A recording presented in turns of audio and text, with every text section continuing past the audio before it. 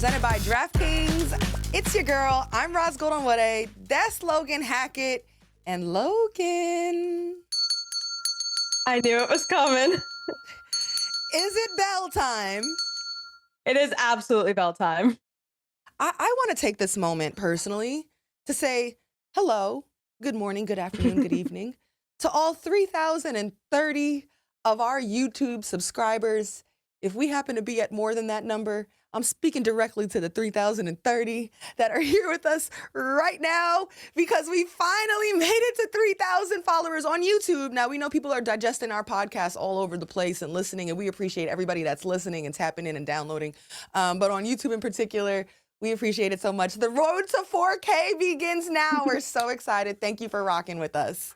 Okay, guys, so we have a busy show for you today. There's so much happening right now. Let me take you through the menu for the show. Okay, the WNBA, it's expanding. They're adding teams, 18 teams by 2030. We're going to react to that. WNBA All-Star starters are revealed. Did they get it right? And what about the reserves? Angel Reese is Player of the Week. Paige Beckers is rolling and crushing it. The latest on the movers and the shakers of the league. It has been such a crazy week, but y'all do not forget that you can catch new episodes twice a week, one on Tuesday and one on Thursday. And as always, thank y'all for subscribing, commenting, liking, clicking all the buttons, following our socials. But Ros, are you ready to get into it? So yesterday was a pretty chaotic day in the W, but it all started when they announced 3 new expansion teams, Cleveland, Detroit, Philadelphia, all coming to the league by 2030. So by 2030, there's going to be 18 WNBA teams. And one of the parts that stood out to me is that the Valkyries paid $50 million as their expansion fee, and these teams are $250 million. That's a jump of, what, 5 times? 5 times the price, $200 million? That is crazy. But when I first saw it, I was shocked at how quickly this has all kind of happened. And it's odd because there have been calls for expansion, and I feel like they've been heard. But at the same time, we're like, whoa, we got to slow this down.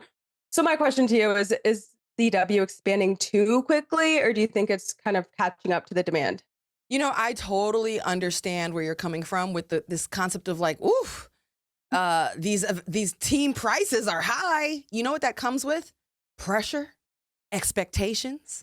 However, what I see in the WNBA is a league that is striking while the iron is red hot and betting on itself.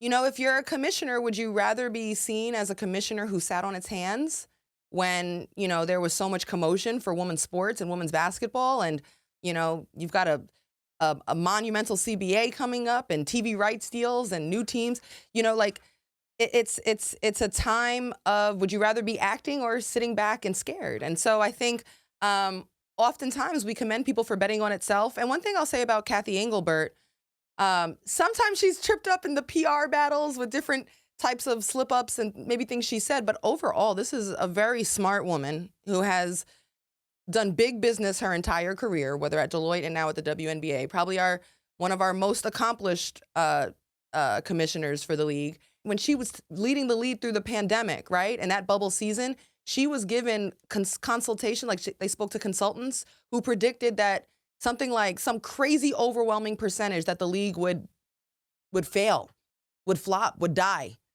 And she helped the league in that bubble season get out of that.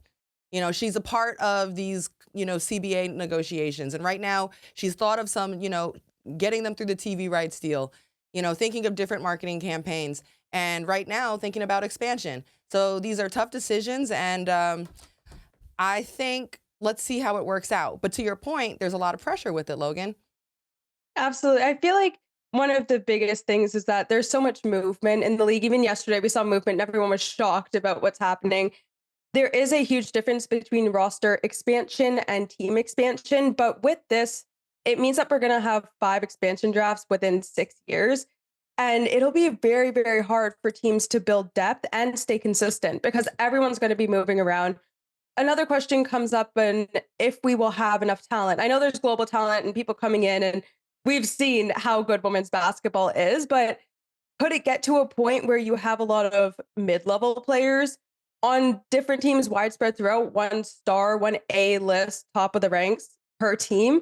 You have no clue how it's going to work out. Maybe we won't see any super teams anymore. But it is very much needed. And I think the markets that they put them in also are absolutely thriving. There are people on Twitter saying Atlanta and Dallas are the only teams in the South. But when you look at who the teams are, especially in the northern areas, there's a huge market for them. Yeah, yeah. I think that the talent question is very valid. I mean, right now we're sitting here with 13 teams and there's competitive drop off. Look at the Connecticut Sun. They are dramatically less competitive than the rest of the teams. So there is a question about that. And the expansion draft every single year, what does that look like? I think, people have pointed out, to your point, international players, and there have been so many stories where we've had a heartache over, look, Julie Van Loo not making a roster, or Deja Kelly. People lamented that. There's not enough spots for all the players who could technically be a WNBA player, but we're talking about lower tier or younger, less experienced players that are fighting for those last spots in the league. But what we don't have a surplus of is superstar talent. There's not a whole lot of Nafisa Colliers and Asia Wilsons out there, right? And so what that means is we may end up having lopsided or top-heavy rosters, and we could water down. It could be less competitive. One thing to consider, though, is that this is being staggered over the course of years. So there will be there's going to be a lot of player movement, full stop. And there's going to be an opportunity for new top collegiate talent to come into the league and get comfortable. There's 5 years from now until we actually see a team in Philadelphia. But the competition level is a valid question. I mean, I've got other questions, too. You mentioned the pressure that it puts on the league. So the price point that some of these ownership groups are coming in and buying at, it's at $250 million, like minimum, pretty much. And, some of these valuations are including practice facilities, things like that. But it's hard to tell, like, what's really real. Like, right, if you're Mark Davis, it's a party. Like, what does it even matter? You bought your team in 2021 for $2 million. You are so up. I don't even know if there's things that are more up than the Aces in value. The Tsai family got the Liberty for $15 million in 2019. In 2023, the Valkyries were bought by the Lakeup Group and the Warriors Group over there for $50 million, which, mind you, at the time, people were like clutching pearls over, like, $50 million. This is only 2 years ago. Now you got teams that are being valuated at $500 million. Is that real? Is it on paper real? Insane. Is it based on potential real? It puts a lot of pressure. The owners that buy in at $250 million, they're going to be a lot easier to be disgruntled or have incredibly high expectations. You know what I mean? And pressure. And the other thing I'm curious about too is CBA negotiations that are happening right now. They are happening now with so much coming in the years to come. I'm just curious how that affects discussions. Overall, this CBA is going to be very impactful, monumental. I expect we're going to see some pretty solid jumps in pay for the players, but also the number of teams also splits the pot in more directions too. So it's all very interesting. I mean, ultimately, I think we're all in agreement. We're rooting for the W. We're rooting for the league. We're rooting for it. But boy, things are moving fast. Yeah. And the biggest thing is that the Valkyries have set the standard for expansion, whether it's their play on the court, their coaching staff, the people they have in Chase Center. I saw something yesterday. They're averaging just over 18,000 fans, which is on par for the average attendance of the NBA this whole last season, I guess. But do you think other teams will struggle to make the same impact that the Valkyries are? I think it's hard to compare them to the Valkyries, which are part of the Golden State Warriors family. That group is a machine. The Golden State Warriors, I worked for them as a sideline reporter with the Warriors. It's A1 from top. They literally win the NBA's award. They give out an award to all the different teams for their business operations. Like, the Warriors have won that. This is a muscle machine. And they came out and did that with their women's team. Like, they had a marketing campaign. They tapped in with local Bay influencers. There was a very captivating story around the name of the team, the color scheme, finding ambassadors. Like, the team itself is not even the best team, but they're captivating. They're thrilling. You would think we were talking about the defending champs or something. Can you imagine if the team's actually, really a championship contender? It's very exciting. But I think that's why Kathy Engelbert has been focusing on NBA-led ownership and government governorship groups because they have the like machinery and muscle in place to roll this out. You're seeing how much there's been some kind of struggles and mishaps with the Portland rollout. Seems like they're a little bit behind the ball. They're supposed to be here next season. They don't have a marketing campaign. They need to figure out the name, leadership. So it's a lot. And that's why I come back to the pressure that's on some of these organizations at a $250 million price point. You really got to make sure that you understand how to operate a W team. And I think everyone can take a page out of the book, out of the Golden State Valkyries and what they've done. Absolutely. And another big thing that came out yesterday was the All-Star players and starters. Everybody has officially been announced. The starters are Caitlin Clark, Nafisa Collier, Aaliyah Boston, Paige Beckers, Alicia Grace, Sabrina Ionescu, Neko Gwumake, Satu Sabli, Brianna Stewart, and Asia Wilson, with Nafisa Collier and Caitlin Clark as the All-Star Game captains. Do you have any surprises about this? I don't actually have any surprises in the starters. I think they're all deserving. For me, maybe Satu or Alyssa. It was probably going to be one of the other, Alyssa Thomas or Satu Sabli out of the Mercury for a starter. But I think for reserves, we'll easily see Skylar Diggins, Ryan Howard, Brittany Sykes, Alyssa Thomas. I think Angel Reese, Kiki Iriafin as reserves for me. But where I do see some interesting situations, Logan, if you want to get a little messy, you want to get messy? Oh, I want to get messy. I know. Oh my gosh, I know exactly what's coming. I'm excited. Cue the fan vote, and then cue the player vote. Ooh, the tea is hot. So 50% of the starters vote was fan, 25% media, 25% player vote. Caitlin is your number one overall vote getter from the fans, hands down, but she gets a 9 ranking in the player vote. Gasp. Gasp. And also other ones that I thought was crazy, not crazy, but eyebrow raising. Angel Reese got a 12 from the players. And what's up with Kelsey Plum at 16? Yes. What's up with that from the players? She's the fourth leading scorer in the league. I do not understand. I feel like maybe she might be flying under the radar. I mean, I don't know how much the other players They know watch. who Kelsey is. They do. Know who Kelsey is. What's going She's on big with Kelsey. that? Like I feel like she's likable, but what's going on with that? That was odd. You know, I couldn't even place nothing to maybe because the Sparks are, not doing well. But she's balling. 16 is crazy for Kelsey Plum. That's the 4th leading scorer in the league. But Caitlin with a 9 ranking, maybe the players are annoyed for a few reasons. There's certainly, she hasn't been having the most efficient season. She's only played 9 games. The last 3, she's certainly been in a slump. More turnovers at times than field goals made. Her percentages are down, high turnovers. But overall, she's still a highly productive season.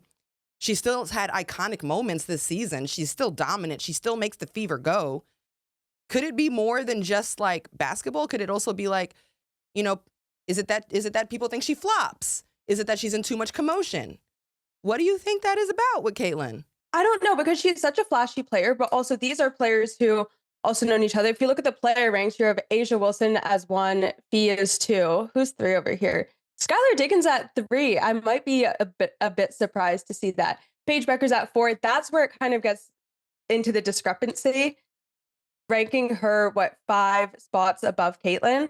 Honestly, I couldn't tell you. Maybe it's that Caitlin has been a part of the, talking back to them. Maybe they don't like how she talks. Who knows? She be talking. She's demonstrative. I'll either say that you can either be on the boat that thinks like, hey, she is a flopper, or you can say she's demonstrative, but she's in the mix. I'll take another thing that's interesting for me, staying with the fan vote total.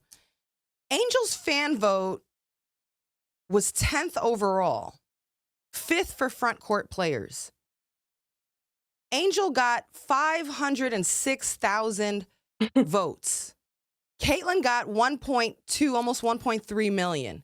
Nafisa Collier got 1.1, almost 1.2 million. Aaliyah Boston, 1.1 million. A lot of other players ahead of her were much closer to 1 million.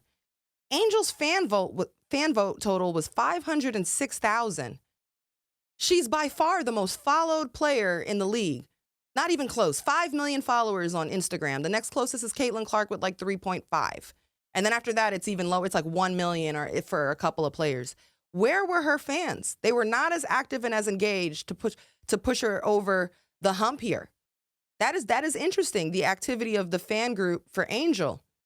While Caitlyn's fans and Nafisa's fans, and I want to call this out too, this wasn't just the Caitlin Clark show, although certainly a lot of this action happens around Caitlyn, but Napheesa Collier got 1.1 million votes, 1.17, which I think is very impressive to say that she got recognition and respect at that level. She has recognition and respect, and I wasn't always sure if Nafisa's recognition matched the level of respect that she deserved. So I thought that was cool, and I think overall, like, we have to look at Caitlyn's large turnout and also the overall turnout. So a rising tide lifts all ships, and this Caitlyn thing is real, the attention, and it is taking the W with them. Look at the fans that are turning out.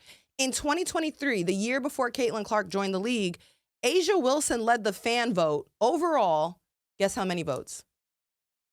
I have this stat written down. Angel had 5 times her. I think 100,000, maybe? 95,000 votes was the top fan vote total in 2023. That's before Caitlyn and Angel joined the league.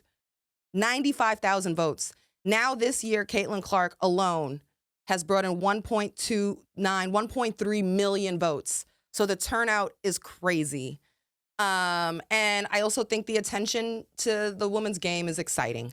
Last thing I'll shout out about the All-Star selections, Nneka, shout out to Nneka Agumike, who makes her 10th All-Star selection.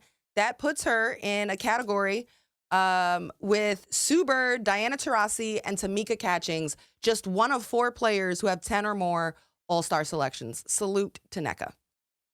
To go with the number of fans voting, I was also really surprised to see that Aaliyah Boston was only like 2,000 maybe votes off of getting the second captain, pretty much replacing Fee. And that says a lot about the Fever fans because they were going so hard for their players. And Lexi Hall, I think she was 9th in fan voting, but because she didn't really have the media or player votes there, she wasn't able to make it. But someone like Aaliyah Boston, especially with how, I mean, she's been in the league for a few years, but how new she is, quote unquote, to the league, that's saying a lot. I actually want to circle back on Angel. She was just named the WNBA Player of the Week, and it's quite a turnaround from the slow start that she had at the beginning of the season. She has been playing so well recently. So what do you make of her whole season so far? I think it's very impressive. Her resilience, her heart, her resolve in the face of adversity and critique. And look, she admitted herself it was not a good start to the season. And she's on a team that is not as competitive as others. So there's only so much that she can control. But what she can control, she has absolutely turned around. In particular, the last 3 games, she's averaging nearly 20 points per game, 17 rebounds, or nearly 50% shooting, 4 straight games of 15-plus rebounds. I mean, it's been incredible. But here's the issue. It's in the way people cover Angel Reese. Let's take a look at a clip that just got my attention.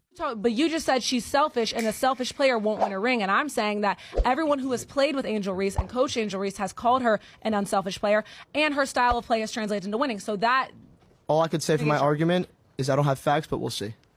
That's how a lot of these conversations go. And it's so frustrating because people be having no facts, but very strong opinions, especially on the play of Angel Reese. And here's the thing. I think it's very much the job of media to objectively cover the ups and downs of a player's season. You got to talk about when they're playing well and when they're not playing well. But I think there's too much media that's very good at discussing when Angel is not playing well and harping on that and jumping on that bandwagon, but not as comfortable, if at all, discussing when she's doing well. And I think the reason is because their analysis in general was not based on facts.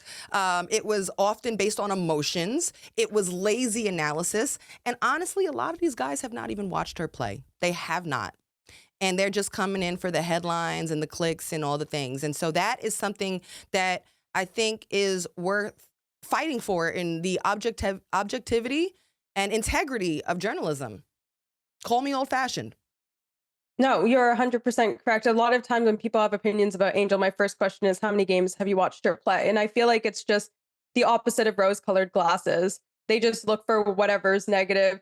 Even her triple-double, they're not going to talk about that. But then you see a low light, or she only has 10 rebounds, or she's me-bounding. that's what they'll jump on. And it is so incredibly annoying. Also, shout out to Mariah because she absolutely killed that video. If y'all haven't gone to watch it, watch it. But she is so amazing. Angel even quote tweeted her, I believe. So good. Anyways, y'all, coming up, we have some quick hits for you. We'll be right back.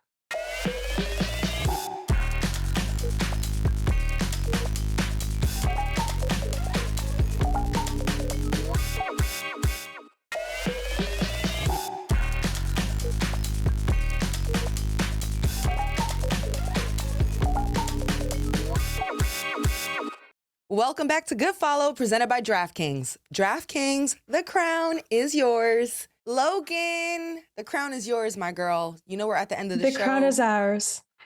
It's ours, and it's yours. Everybody who's watching with us, make sure you tap in with DraftKings. But it's the time of the show where we're running out of time, but we got to get to the biggest, quickest news, headlines, and quick hits that you got for us. Yeah, so starting off with an event that I was so blessed to be a part of last week, probably the most special I've ever been to.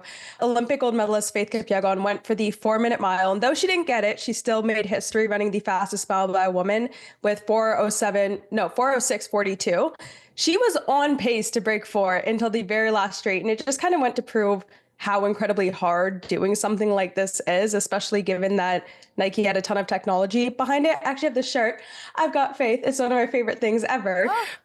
Right? But when asked at the end if a woman will break 4 minutes, she said, absolutely, there'll be a woman running a mile in under 4 minutes. And I think it will take less than 10 years. If it doesn't come my way, then it'll be someone else doing it. And her whole vibe and mindset about the whole thing was just so positive. I love to see it. Yeah, and I love to see you right in the mix, being brought out there by Nike to cover this historic moment. And obviously the inspiration factor, whether it happened or not, was super high. What else you got for us? Well, actually, first thing I saw this morning was an iconic picture from last night. Candace Parker's number 3 jersey was retired by the Sparks, and she joins Lisa Leslie and Penny Toller as the only players to have their jerseys retired by the Sparks. But in the picture, it's Candace, and she's a bit blurred. And in the focus is Lisa Leslie just looking at her with so much proudness on her face, and it was amazing. Yeah, it's really cool to see the generational just like greatness that was on display for Candace, and also the respect and love, you know, like Lisa's in so many great players' ears, and now Candace Parker has been passing the torch to other players as well.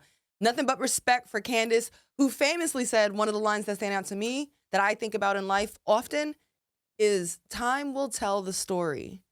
And time has certainly told Candace Parker's story. She's one of the greats. I love that. I feel like by the time I'm like 80, I'm going to just have quotes of all these athletes like down my arm. Coming up next is that Sophie Cunningham has a new brand deal with Ring. This was also all over my feed, and an enforcer on the court to keep Caitlin safe, and Ring keeps her safe. So they kind of played into that. We love the marketing. She rode that momentum into her brand deal. I guess so, you know, being Caitlin's bodyguard and stepping up for Caitlin pays.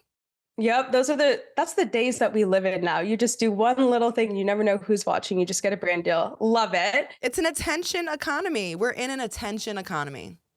Absolutely. Michelle Kang has been a huge tycoon in women's football. She's one of the only ones, but she is now taking over men's football, named as the president of the men's OL team. On top of that, she's the majority owner of the Spirit, OL Feminine, and London City Lionesses. So she is getting her way up there. And to stay in Europe, the Euros kick off on Wednesday. Spain is eyeing their first title, and it is going to be so insane. I'm so excited. Yes, and I'm so excited to be here with you, Logan. I'm welcoming you back to the U.S. And to all of you who joined us. We hit 3K. We're on the road to 4K subscribers on YouTube. And, of course, wherever else you get your podcast. We're crushing it for all the listeners out there. Thank you for rocking with us. That'll do it for this episode of Good Follow, presented by DraftKings. We're on Tuesdays and Thursdays. We appreciate you, and we'll see you next week. Bye, y'all.